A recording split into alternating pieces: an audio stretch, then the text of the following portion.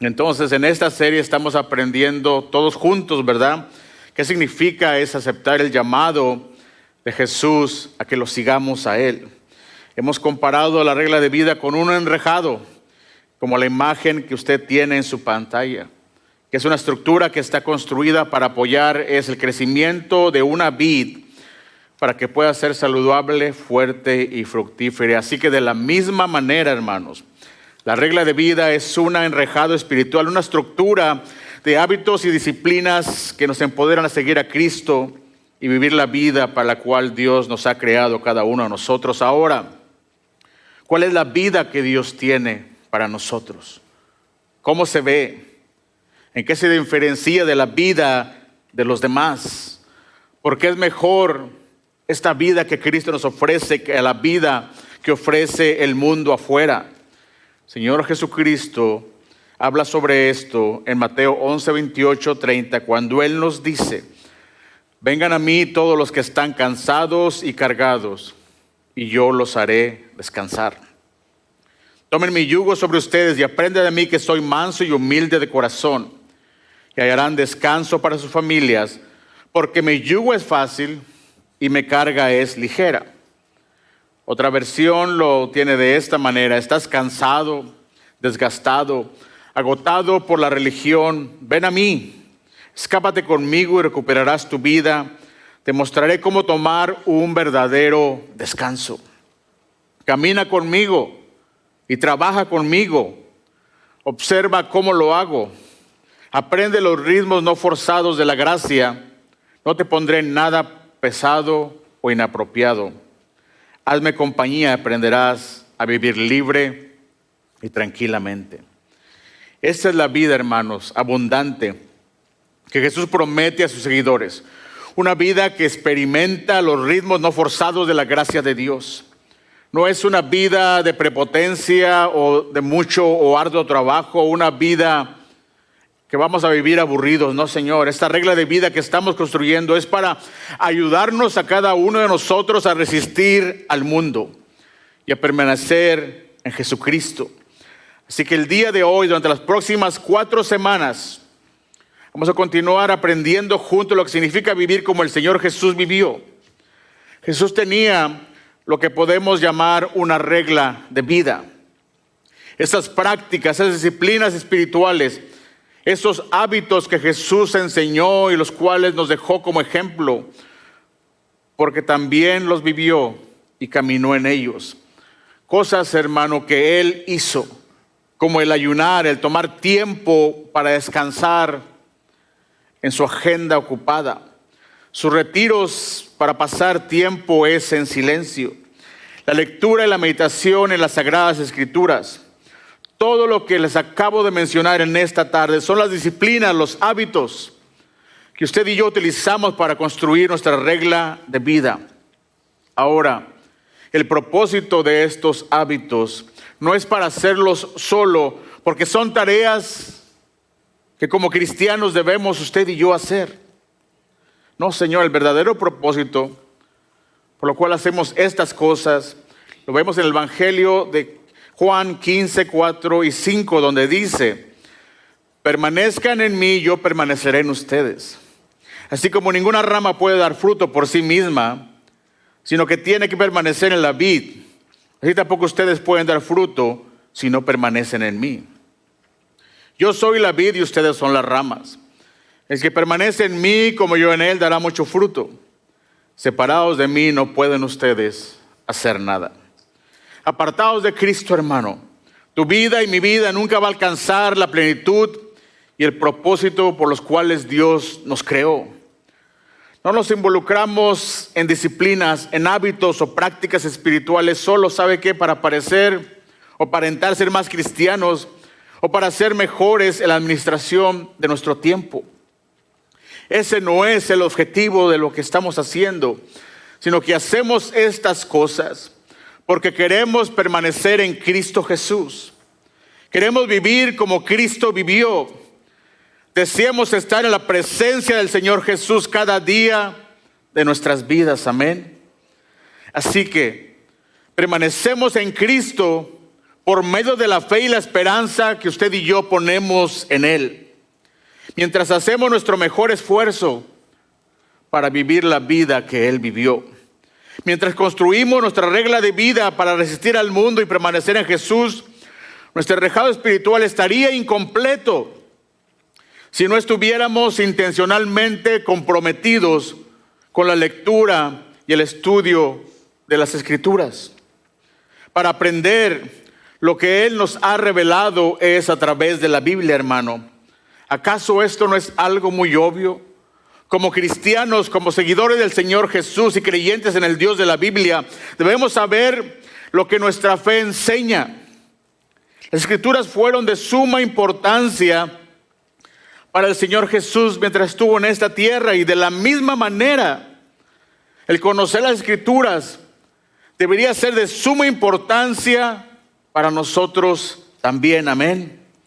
Así que el reto o el desafío es el siguiente.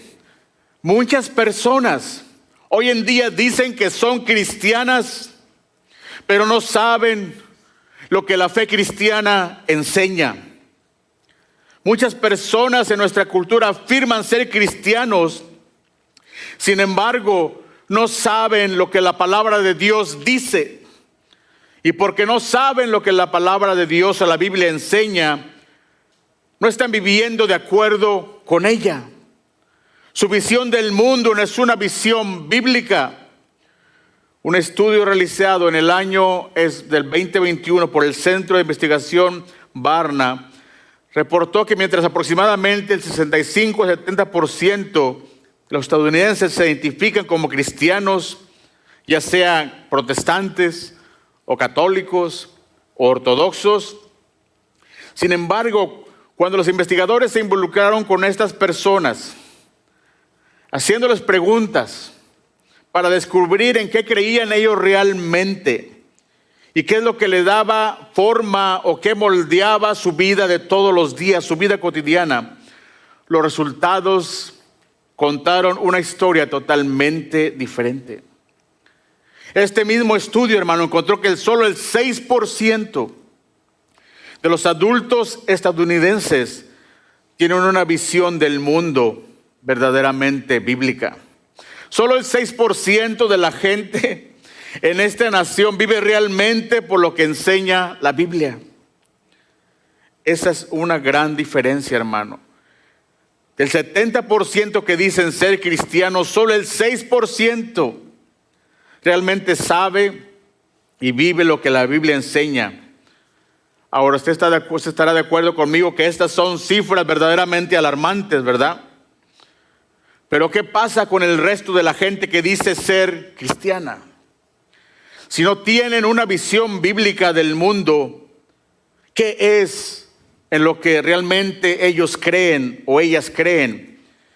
Ahora, según esta misma investigación del Centro de Investigaciones de Barna, el 39% de los estadounidenses caen en una categoría conocida como deísmo terapéutico moralista. ¿Qué significa eso?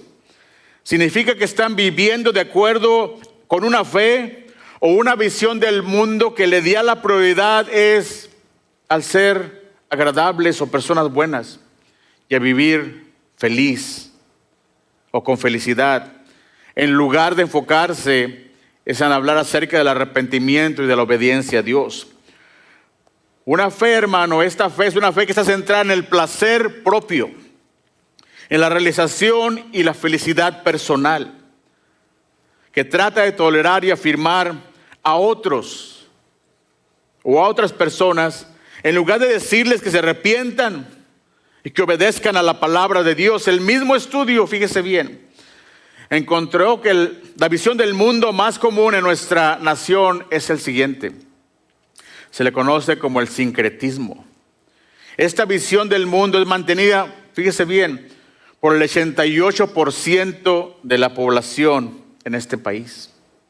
Entonces, ¿qué es el sincretismo? Bueno, el sincretismo es una mezcla de la psicología, de diferentes creencias religiosas o ideologías culturales Incluso el sincretismo puede contener algunas cosas que suenan como cristianas. Así que alguien podría pensar que cuando hacen esto están siguiendo verdaderamente al Señor Jesús. Pero su visión del mundo es simplemente esta. Es una mezcla de ideas culturales en lugar de la verdad bíblica que enseña la palabra de Dios. La abrumadora mayoría de las personas en nuestro país que dicen ser cristianos, fíjese bien, no saben realmente lo que enseña la Biblia. Y cuando no sabemos lo que enseña la Biblia, empezamos a creer cosas que suenan bien, pero que no tienen nada de veracidad. Amén. Así que en esta tarde, permítame por unos cuantos minutos darle una pequeña curso, una pequeña clase en lo que se le conoce es en el mundo de los estudiosos como la teología apologética. Ahora, usted no necesita ser una persona estudiada, una persona culta para entender esto. Lo único que usted necesita hacer en esta tarde, por los próximos minutos, es solamente poner atención de lo que estamos hablando. La teología apologética es la rama de la teología, hermano, que se encarga de defender y difundir la fe cristiana a través de argumentos racionales. Amén. En 1 de Pedro 3:15 podemos ver lo siguiente: sino santifiquen a Cristo como Señor en sus corazones, estando siempre preparados para presentar defensa ante todo lo que les demanda razón, ante todo el que les demanda razón de la esperanza que hay en ustedes. Pero háganlo con mansedumbre y reverencia. Amén. Reverencia, perdón. He oído a muchas personas, hermano, a través de mi vida que dicen que son cristianos, decir cosas como esta: Dios solo quiere que yo sea feliz. Estas personas quizás están lidiando con una decisión sobre cómo deben vivir, o quizás están lidiando con una relación en la que se encuentran en este momento, o quizás están lidiando con una elección, con una decisión que tienen que hacer de un estilo de vida que están llevando. Tienen esta idea de que el objetivo final de Dios, el objetivo principal de Dios es su felicidad. Pero la Biblia nos enseña que la prioridad de Dios no es nuestra felicidad, sino nuestra santidad. Amén. Primera de Pedro 1:15, Primera Pedro 15:1, dice: pero ahora sean santos en todo lo que hagan, tal como Dios, quien los eligió, es santo. Pues las Escrituras dicen: sean santos porque yo soy santo. Amén. Así que aquí el apóstol Pedro hace referencia a la Escritura del Antiguo Testamento, y con ella refuerza la idea de que Dios nos ha llamado a la santidad, la cual significa que debemos ser separados del mundo y diferentes al mundo. La prioridad de Dios, hermano, es nuestra santidad, no nuestra felicidad. Señor Jesús mismo lo dijo en Mateo 16:24-25, cuando dijo: luego Jesús dijo a sus discípulos: si alguno de ustedes quiere ser mi seguidor, tiene que abandonar su propia manera de vivir, tomar su cruz y ¿qué? Y seguirme. Amén. Jesús nos dice, hermanos, a través de la palabra, que seguirlo requiere una abnegación. Requiere que rindamos nuestros deseos personales, incluso las cosas que creemos que nos harán felices, para que podamos seguirlo de acuerdo con su palabra. El Señor continúa diciendo en el versículo 25: si tratas de aferrarte en la vida. ¿Qué significa esto? Si tratas de seguir viviendo a la manera que tú quieres vivir. Si tratas de seguir viviendo es con el espíritu de Frank Sinatra a tu manera, la perderás, vas a perder la vida. Pero si entregas tu vida por mi causa, la salvarás. Dios, fíjese bien, hermano, no está en contra de su felicidad, Pero Él sabe que nuestra llenura o nuestra plenitud se encuentra en la obediencia a Él. No en ir tras las cosas que pensamos que nos van a hacer felices o nos van a hacer sentir bien. Nuestra verdadera felicidad se encuentra en Él, hermano. No en perseguir los placeres fugaces de este mundo. He oído también muchas personas que dicen que son cristianos decir también esto: Dios es amor, Él me acepta por quien soy o como soy. Pero la Biblia, la palabra nos enseña que Dios no nos acepta por quienes somos, sino por quien es Jesús. Amén.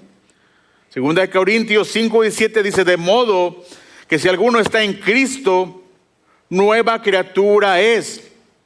Las cosas viejas pasaron, todas son hechas nuevas. Note que no dice que Dios nos acepta tal como somos y lo deja ahí, sino que dice que si alguno de nosotros estamos en Cristo Jesús, básicamente nos convertimos en una nueva creación. Las cosas viejas pasaron, todas son hechas nuevas. Lo viejo ya no es más. Si éramos de lo peor, ahora somos criaturas nuevas si estamos en Cristo Jesús. Amén. Ahora, no me malinterpreten. No estoy diciendo que Dios lo rechaza por el pasado, por nuestros errores, hermano. Lo que sí estoy diciendo es que Dios no nos acepta en base a nuestro propio mérito. Nosotros no nos ganamos por nosotros mismos su aceptación de Él. Pero sí podemos acercarnos a Dios como somos, pero solo a través de Jesucristo. Amén. Porque Él nos da un aplauso en esta tarde.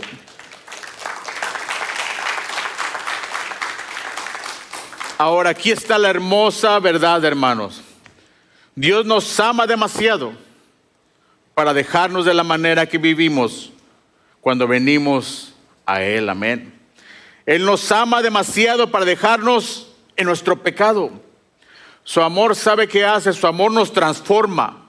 Su amor nos afirma en nuestra rebelión. No nos afirma, perdón, en nuestra rebelión, sino que nos moldea a una vida nueva, hermano.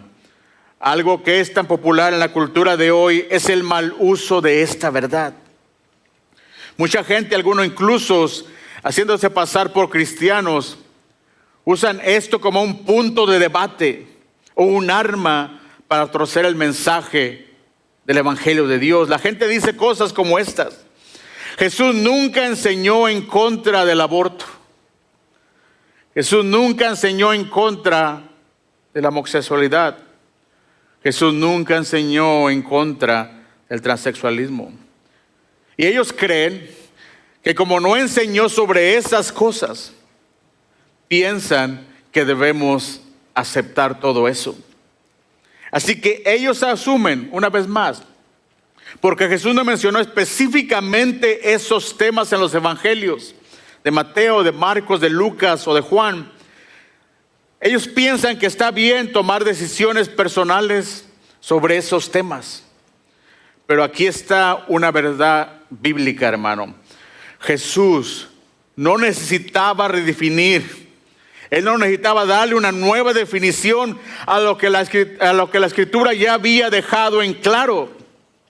En toda su enseñanza y en toda su vida, Jesús sostuvo la ley moral de las Escrituras. En Mateo 5, 17 y 18, la palabra de Dios dice: no malinterpreten la razón por la cual he venido, es el Señor Jesús hablando. No vine para abolir la ley de Moisés o los escritos de los profetas. Al contrario, vine para cumplir sus propósitos.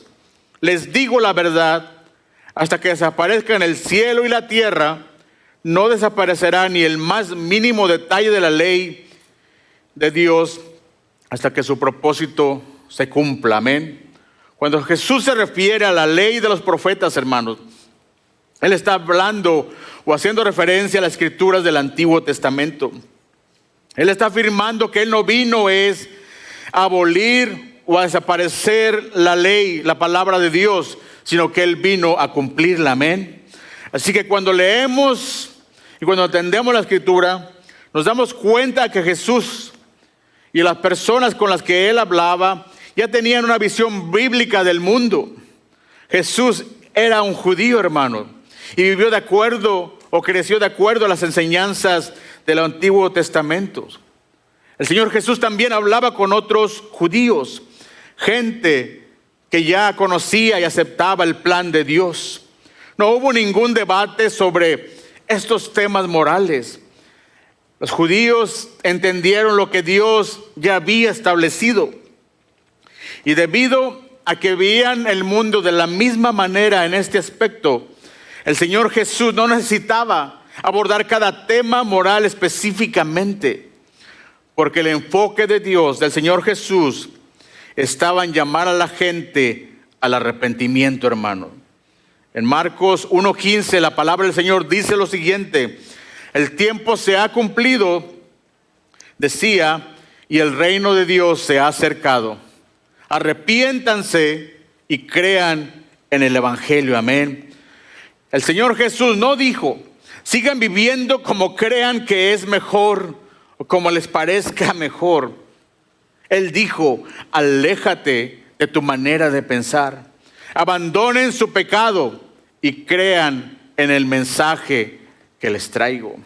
Ahora, he oído también a personas decir algo muy común, que el seguir a Dios, el seguir a Jesús no es acerca de reglas o acerca de la religión, sino que es solo de amar a las demás personas.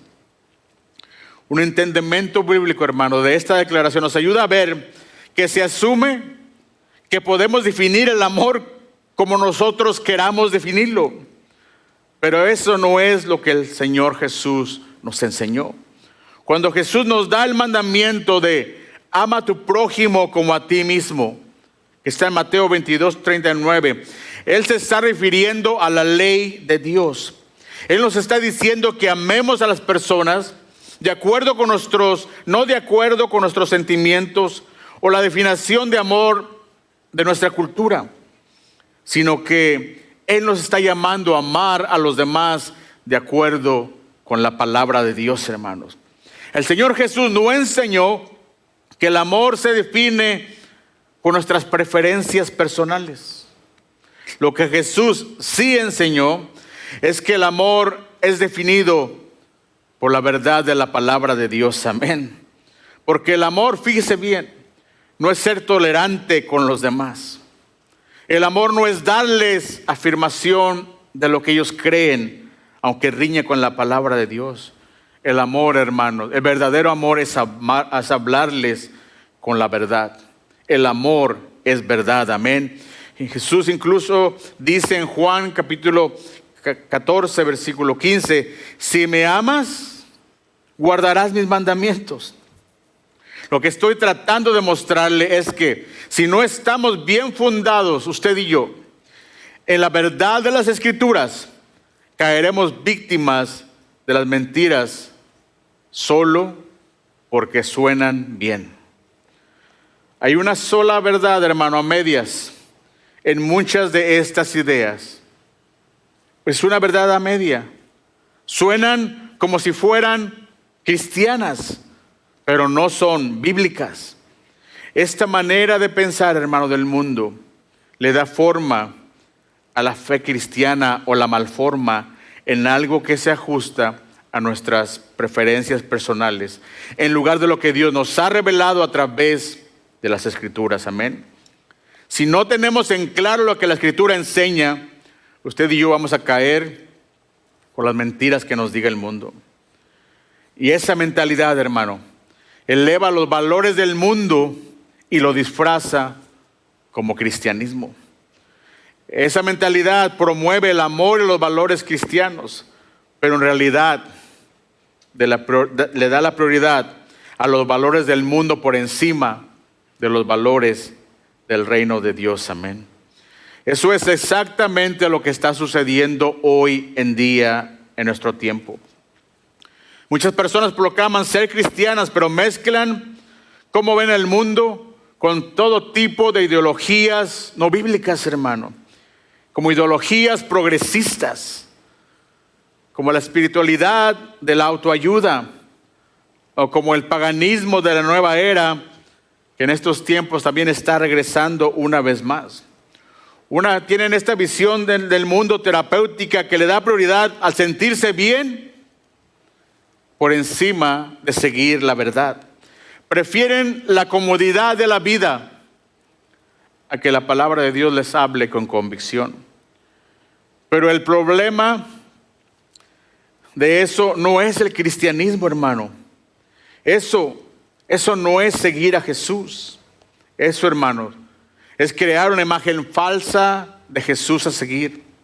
Y la mayoría de las personas ni siquiera se dan cuenta, ni siquiera saben que están siguiendo movimientos o doctrinas falsas. Y es por eso, por lo que necesitamos la Escritura, hermano. Porque sin la palabra de Dios no tenemos un fundamento sólido para nuestra fe. Sin la palabra de Dios caeremos en las mentiras del mundo. Y el Señor Jesús sabía todo esto. Y es por eso, por lo que Él no solo enseñó la Escritura, sino que también la vivió. Amén. En Mateo 4 podemos ver cómo el Señor Jesús venció a Satanás con las Escrituras. Amén.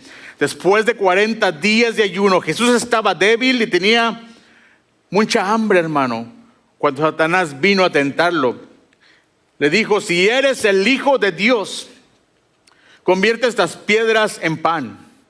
Él le dijo esto apelando a la necesidad física, porque ya tenía 40 días ayunando y tenía hambre. Pero el Señor Jesús, hermano, no vaciló, sino lo que respondió con la palabra de Dios. Escrito está: no solo de pan vivirá el hombre, sino de toda palabra que sale de la boca de Dios. Amén. Satanás lo intentó de nuevo, una vez más. Él lo llevó al Señor Jesús al punto más alto del templo y torciendo las Escrituras, hermanos, para manipularlo, dijo lo siguiente: si eres el Hijo de Dios, tírate, pues las Escrituras dicen: Él ordenará a sus ángeles que te protejan. Pero Jesús sabía que el enemigo estaba haciendo mal uso de la palabra de Dios. Así que Él le respondió con la verdad bíblica. Las Escrituras también dicen: no pondrás a prueba al Señor tu Dios. Básicamente le estaba diciendo: no sabes lo que estás haciendo. Me quieres poner a prueba, pero Él era su Dios. En un último intento del diablo, lo llevó a la cima de una montaña muy alta y le mostró todos los reinos del mundo y la gloria que hay en ellos. Te daré todo esto, dijo, si te arrodillas y me adoras.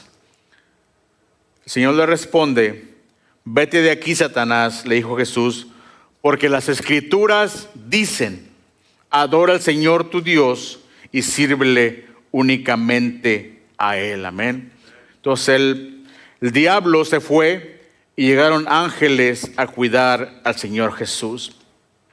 Cuando Jesús fue tentado en el desierto, hermano, Él no luchó contra el enemigo con sus propias emociones o sus opiniones o lo que Él pensaba. Él no llamó a los ángeles para que lo defendieran. Él no apenó esos sentimientos personales. En cambio, el mismo Señor Jesús luchó contra la tentación y venció las mentiras del enemigo con la verdad de la Escritura. 3 veces, hermanos, 3 veces Satanás trató de tentarlo y 3 veces Jesús respondió de la misma manera: escrito está, escrito está, o las Escrituras también dice. El Señor Jesús nos mostró que la manera en que resistimos las mentiras del mundo es estando de pie sobre la verdad de la palabra de Dios. Amén. Den un aplauso al Señor en esta tarde si creen esto. El pastor Scott Jones dijo lo siguiente: Satanás conoce las Escrituras, usted también debería conocerlas. Amén. Si vamos usted y yo, hermanos, a construir una regla de vida que realmente nos ayude a seguir y a permanecer en Jesús, entonces las Sagradas Escrituras deben estar en el centro de nuestra regla de vida, amén. Quizás has oído a la gente decir, la Biblia es algo gris, porque contiene tantos errores y contradicciones. Ha sido traducida demasiadas veces para ser confiable. Pero en primer lugar, hermanos, históricamente, esa afirmación o esa creencia del mundo es totalmente falsa. Pero más importante que eso, desde un punto de vista teológico, déjeme decir lo que creemos en esta iglesia, en Life Church. Esta, hermano, que le voy a leer es nuestra declaración de fe acerca de la palabra de Dios. La Santa Biblia, y solo la Biblia, es la palabra confiable y divinamente inspirada de Dios. Es la autoridad final y suprema en determinar todas las verdades doctrinales y es totalmente suficiente para guiar a los creyentes en la fe, la práctica y la piedad. En su escritura original, la Biblia fue inspirada por Dios. Es infalible en sus enseñanzas e inerrante en todo lo que afirma. Las escrituras, hermanos, son el fundamento sobre el cual la iglesia está edificada y a través de la cual Dios revela su voluntad, su carácter y su plan redentor para la humanidad. Esto también significa, hermanos, que el plan de Dios para tu vida está revelado totalmente en la palabra de Dios en escrituras. Amén. Segunda de Timoteo 3:16, la palabra de Dios dice lo siguiente: toda la escritura es inspirada por Dios y útil para enseñar, para reprender, para corregir y para instruir en la justicia, a fin del que el siervo de Dios esté enteramente capacitado para toda buena obra. El escritor de Hebreos dijo en Hebreos 4:12, porque la palabra de Dios tiene vida y poder. Es más cortante que cualquier espada de dos filos y penetra hasta lo más profundo del alma y del espíritu, hasta lo más íntimo de la persona, y somete a juicio los pensamientos y las intenciones del corazón. Amén. Lo que el autor del libro de Hebreos nos está diciendo es que la escritura nos ayuda a usted y a mí a discernir las mentiras con las que lidiamos en el mundo. Nos ayuda a separar la verdad de la falsedad. Nos ayuda a reconocer las mentiras que el mundo nos dice. Nos ayuda a ver a través de las mentiras. Fíjese bien lo que le voy a decir, que nos decimos. Fíjese bien, nosotros mismos también. Corta toda confusión y revela es la verdad de Dios en un mundo que está lleno de ruido bullicioso, caótico, y en un mundo que está lleno de confusión. Permítame decirle esto, hermano. Si no construimos nuestras vidas sobre la verdad que Dios nos reveló en las Escrituras, vamos usted y yo a buscar respuestas en todos los lugares equivocados. Justin Earley, en su libro La Regla Común, escribió lo siguiente: una vez que comprendes quién eres en Dios, puedes voltear y ver al mundo con amor. Pero si no comprendes esto, vas a voltear al mundo en busca de amor. Quiero asegurarme, hermanos, que sepamos quiénes somos usted y yo en Cristo Jesús. En esta tarde yo quiero ayudarle a encontrar su identidad en Dios para que no busque en el mundo el amor, su propósito o la satisfacción. Para nuestra regla de vida, hermano, usted y yo debemos incluir las Escrituras para nuestro enrejado espiritual.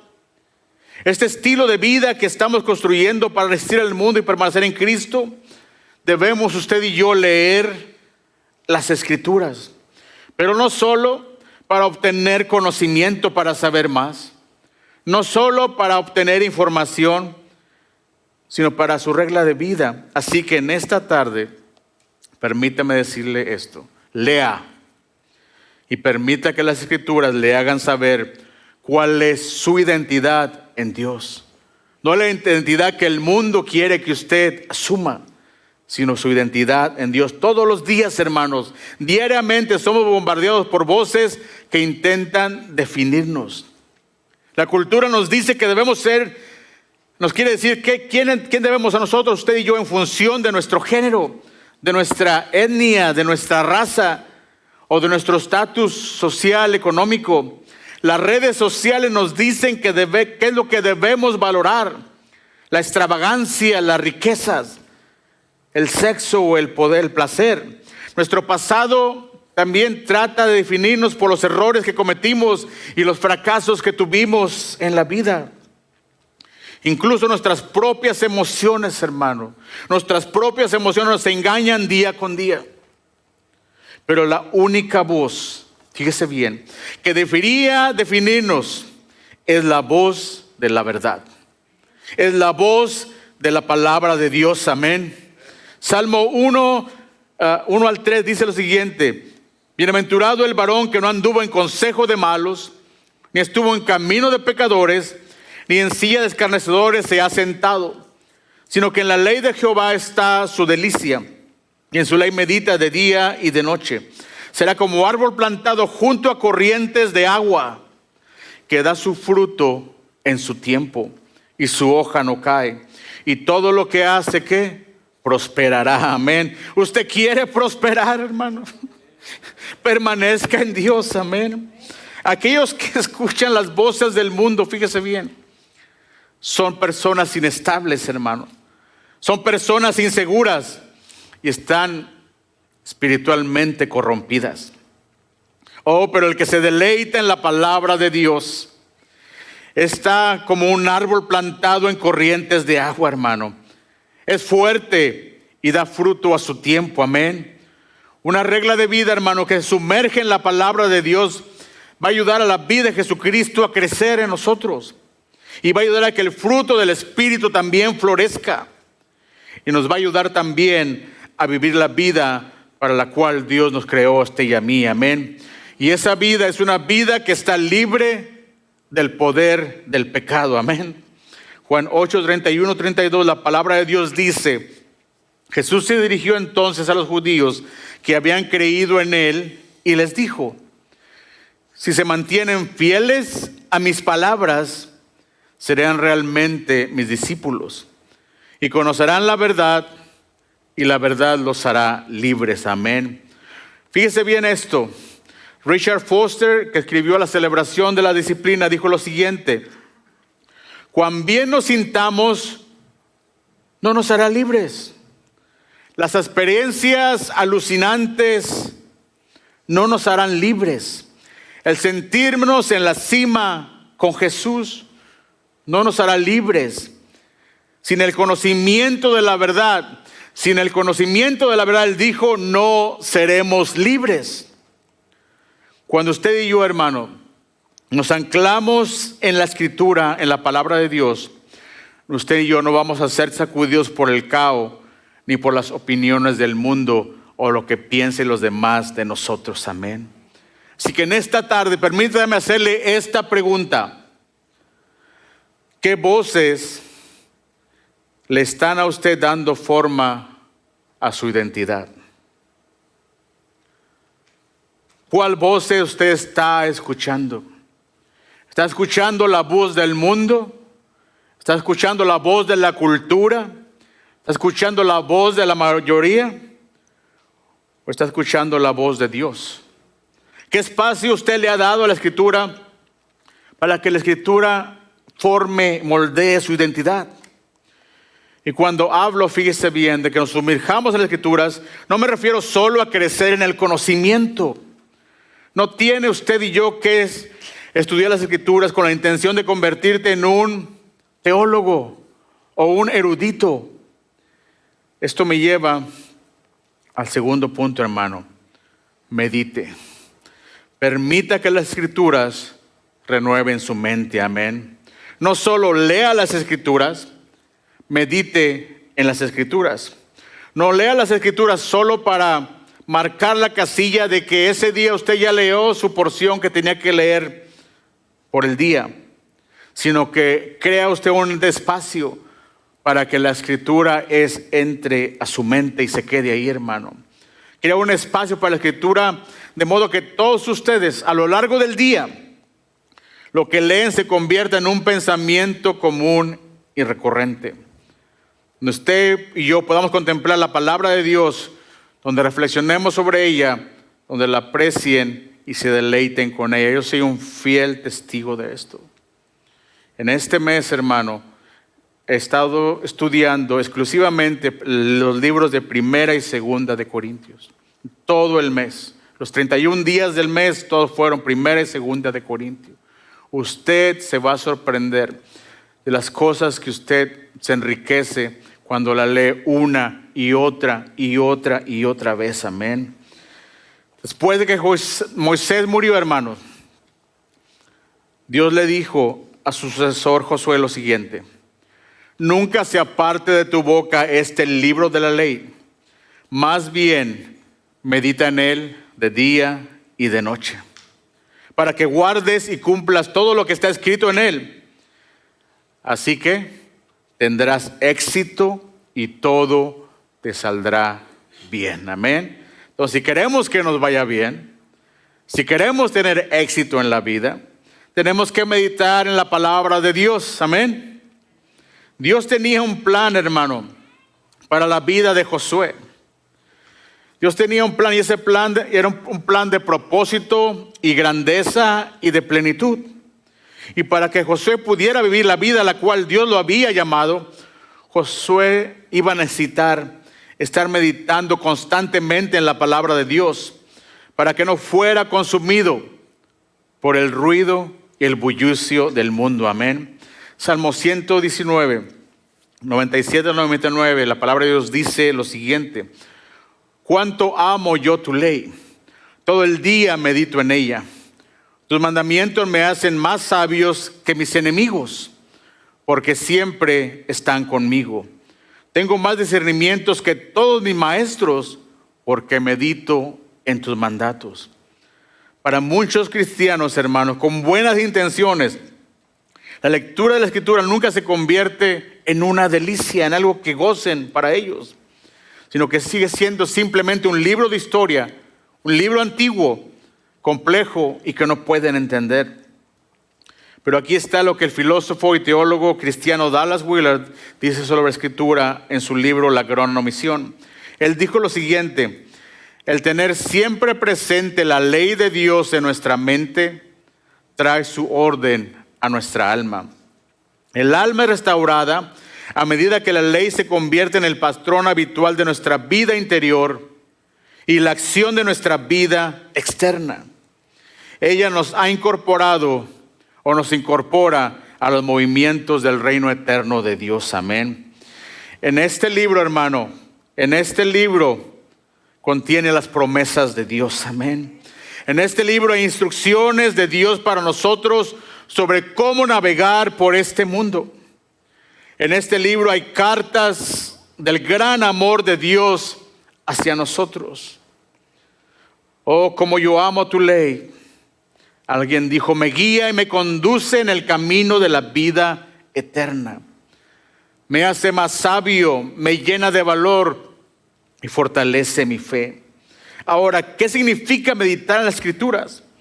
La meditación cristiana, hermano, fíjese bien, esto es fenomenal. No es como la meditación de las religiones orientales. No es como el tipo de meditación que es tan común en el mundo hoy en día, que se enfoca o se centra, ¿saben qué? En vaciar la mente. La meditación cristiana, hermanos, la meditación verdadera bíblica, se enfoca o se centra es en llenar la mente, nuestras mentes, con la palabra de Dios. Amén. Dele un aplauso si es para él, se lo más fuerte. Amén.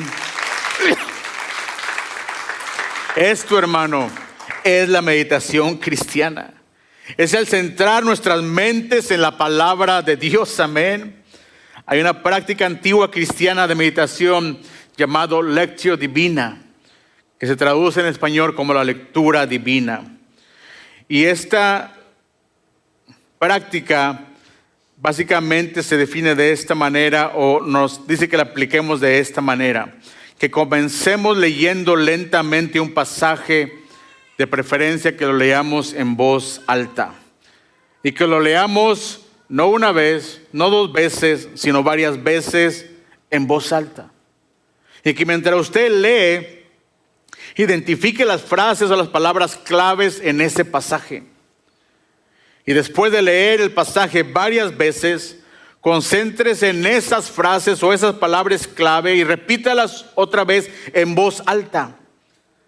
Déjela que penetren su mente y su corazón, hermano. El siguiente paso sería orar. Responder personalmente a lo que usted acaba de leer. Tal vez sea una oración de agradecimiento, o tal vez sea una oración de arrepentimiento de acuerdo a lo que usted ha leído. El último paso es el contemplar. Esto es mucho más que meditar. Esto lo que es, hermano, el contemplar es básicamente invitar al Espíritu de Dios a tomar lo que usted acaba de leer para que lo transforme de adentro hacia afuera. Dígale: Dios, examíname, muéstrame cómo puedo aplicar tu palabra a mi vida. También es de gran ayuda, hermano. Esto se practicaba al escribir un diario durante esta parte. Si Dios te dice algo, hermano, escríbelo para que pueda recordarlo después. Amén. No queremos consumir solo palabras.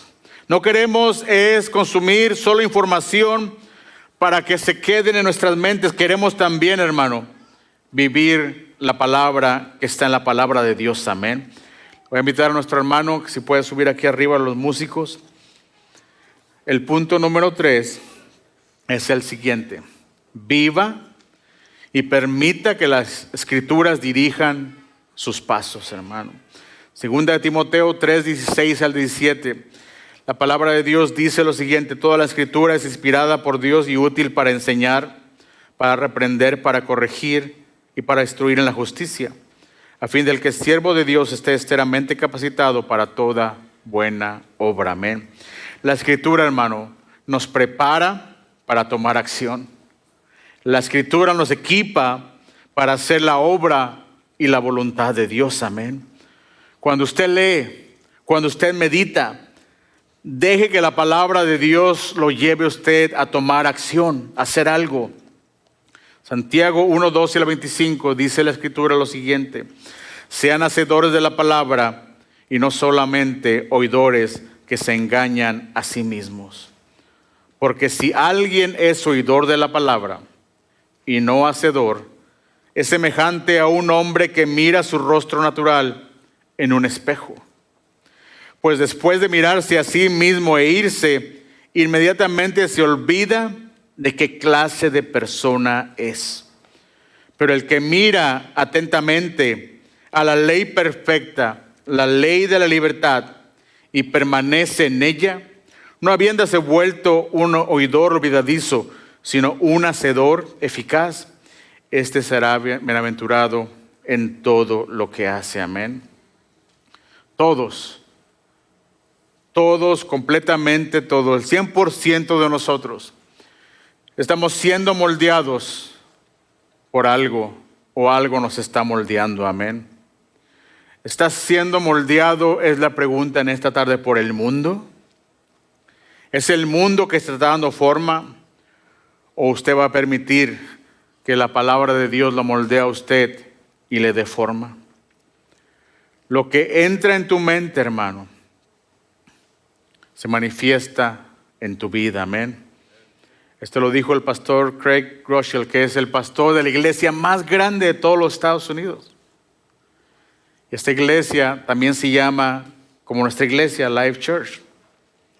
Así que déjeme darle una aplicación práctica, como se le hemos dado en cada semana que hemos estado aquí. Algo que podemos hacer, algo que podemos poner en práctica usted y yo en esta tarde.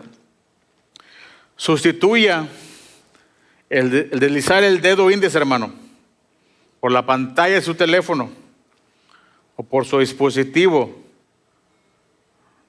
de Facebook, a YouTube, a TikTok, a Instagram. Sustituya todo eso con la lectura de la palabra de Dios. Amén. Cargue con usted una Biblia de bolsillo.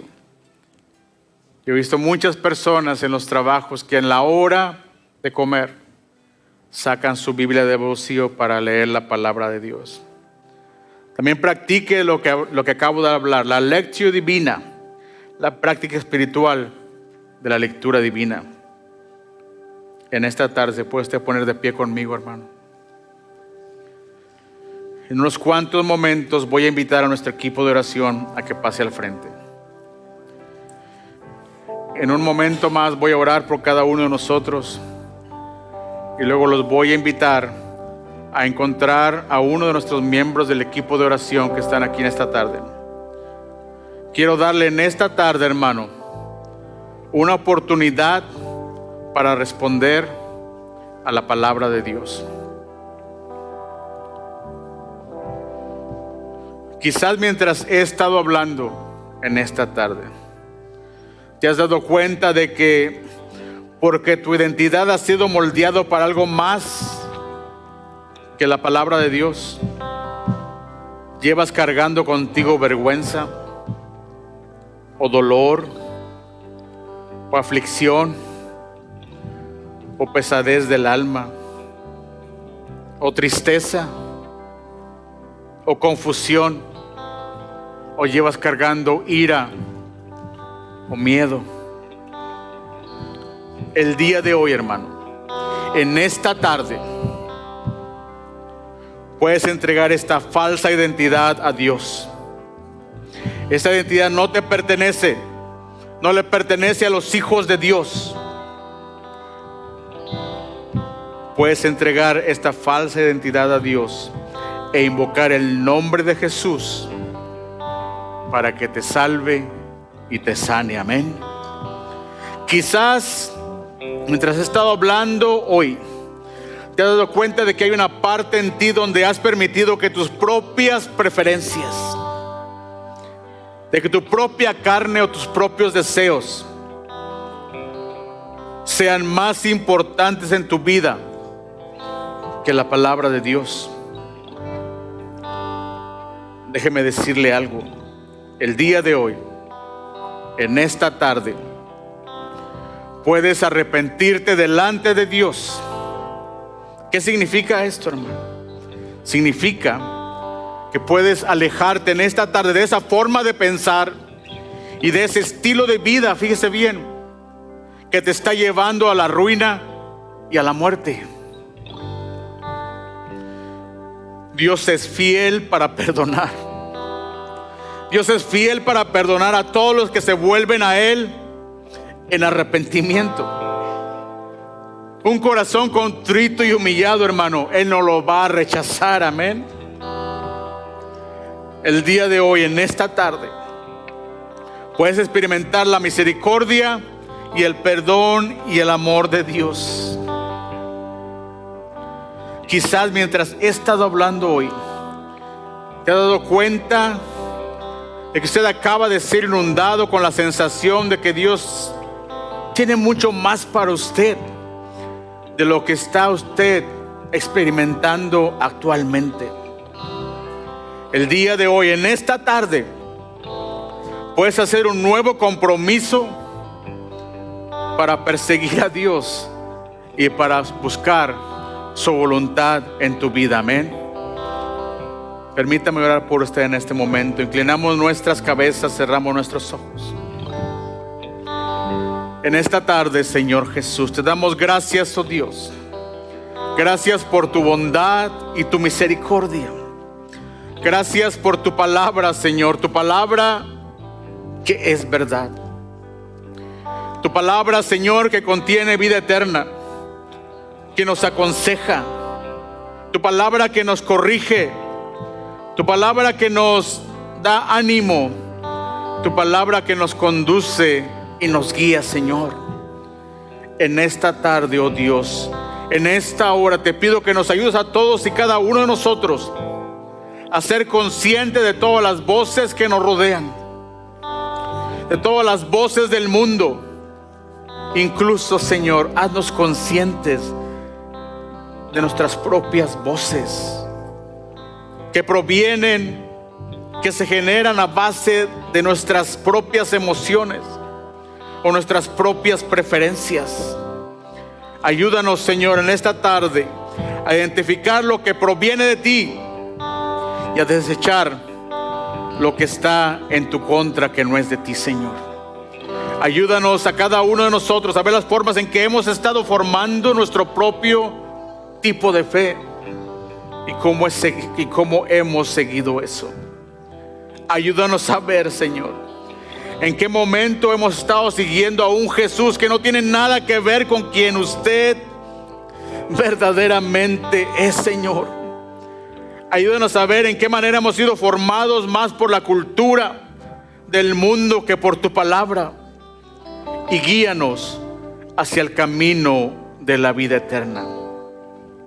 Nadie es perfecto, Señor. Reconocemos que no somos perfectos.